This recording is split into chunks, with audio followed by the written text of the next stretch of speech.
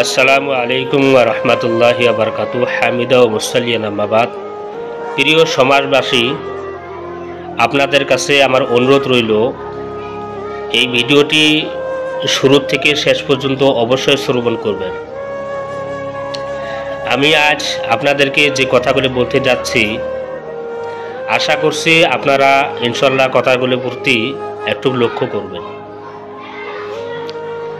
যাই হোক, আমরা সবাই মুসলমান, আর মুসলমানদের প্রধান শক্তি হলো ঐক্য। আমাদের গ্রামে যে মাদ্রাসা রয়েছে তা শুধুমাত্র আল্লাহর ঘর, এবং এর উদ্দেশ্য হলো আমাদের সন্তানদের দ্বীন শিক্ষা দেওয়া। যদি আমরা নিজেদের মধ্যে বিভক্ত থাকি, তাহলে আমাদের মাদ্রাসার উন্নতি হবে কিভাবে? আল্লাহ বলেছেন, তোমরা সকলে আল্লাহর রশিকে দৃঢ়ভাবে ধরো এবং পরস্পর বিচ্ছিন্ন হইও না। সূরা আল ইমরান আয়াত নম্বর 103। এই মাদ্রাসা আমাদের সন্তানদের জন্য। যদি আমরা এটি নিয়ে নিজেদের মধ্যে ঝগড়া করি, তাহলে ভবিষ্যতে আমাদের সন্তানরা দ্বীন শিক্ষা থেকে বঞ্চিত। আপনি নিজেও চান না আপনার সন্তান বা ভবিষ্যৎ প্রজন্ম দ্বীনহীন জীবনযাপন করুক। অনেক গ্রামে এখনো মাদ্রাসা নেই। আমাদের গ্রামে আল্লাহর রহমতে একটি মাদ্রাসা রয়েছে। এটা আমাদের সবার সম্মিলিত প্রচেষ্টায় টিকিয়ে রাখতে হবে।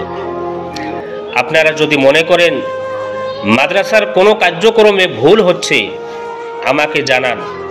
আমি আপনাদের কথা শুনতে এবং সমস্যার সমাধান করতে প্রস্তুত।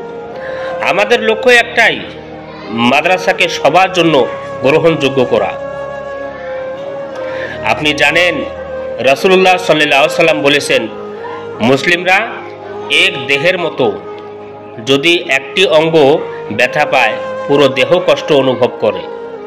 আমরা যদি একে অপরের সঙ্গে সহযোগিতা না করি, তাহলে মাদ্রাসা বন্ধ হয়ে যাবে।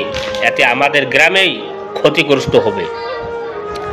মাদ্রাসা চালানোর দায়িত্ব কারো একার নয়, এটি পুরো গ্রামের জন্য। আমি আপনাদের সবাইকে এই মাদ্রাসার সঙ্গে জড়িত দেখতে চাই। আমি চাই আপনারা একসঙ্গে এখানে আসুন এবং গ্রামে একটি দৃষ্টান্ত স্থাপন করুন। আপনারা যদি চাইতে পারেন, আমি প্রতিশ্রুতি দিচ্ছি, মাদ্রাসা যে কোনো সিদ্ধান্তে আপনাদের মতামতকে গুরুত্ব দেওয়া। আমাদের দিনের সবচেয়ে বড় শিক্ষাই হলো শান্তি এবং ভ্রাতৃত্ব। আমাদের এই ধরনের বিভক্ত আল্লাহর কাছে অপছন্দনীয়। আমি আপনাদের কাছে অনুরোধ করছি, চলুন আল্লাহর সন্তুষ্টির জন্য একসঙ্গে কাজ করি। হুজুর আকরাম সাল্লাল্লাহু আলাইহি ওয়াসাল্লাম হাদিসে বলেছেন, যদি কোনো মানুষ আল্লাহ এবং আল্লাহ রসুলকে রাজি এবং খুশি করার জন্য মসজিদ নাইবা মাদ্রাসা তৈরি করে বা বানিয়ে দেয়, আল্লাহ পাক রব্বুল আলামিন তার বিনিময় কাল কিয়ামতের দিন জান্নাতের মধ্যে তার জন্য একটি মহল তৈরি করবেন। সুবহানাল্লাহ। তাই আপনাদের কাছে তোরজোর অনুরোধ করছি, আপনারা সবাই আসুন, মাদ্রাসায় বসুন। মাদ্রাসাকে কিভাবে আগ বাড়ানো যায়, মাদ্রাসার সমস্যাকে কিভাবে সমাধান করা যায়, আপনারা সবাই একসঙ্গে বসে সবার মতামত নিয়ে নিজের দিলকে সাফ করে, নিজের নিয়তকে সহি করে ইনশাআল্লাহ আমরা সবাই একসঙ্গে এক পথে এক প্ল্যাটফর্মে চলি। আল্লাহ পাক রব্বুল আলামিন আমাদের সবাইকে এই মাদ্রাসার প্রতি ভালোবাসা, শ্রদ্ধা, মহব্বত এবং নবীর প্রত্যেকটি হাদিসের প্রতি আমল করার তৌফিক দান করুক। আমিন। আসসালামু আলাইকুম ওয়া রাহমাতুল্লাহি ওয়া বারাকাতুহু। শেষে একটি অনুরোধ, এই ভিডিওটাকে বেশি বেশি করে শেয়ার করবেন।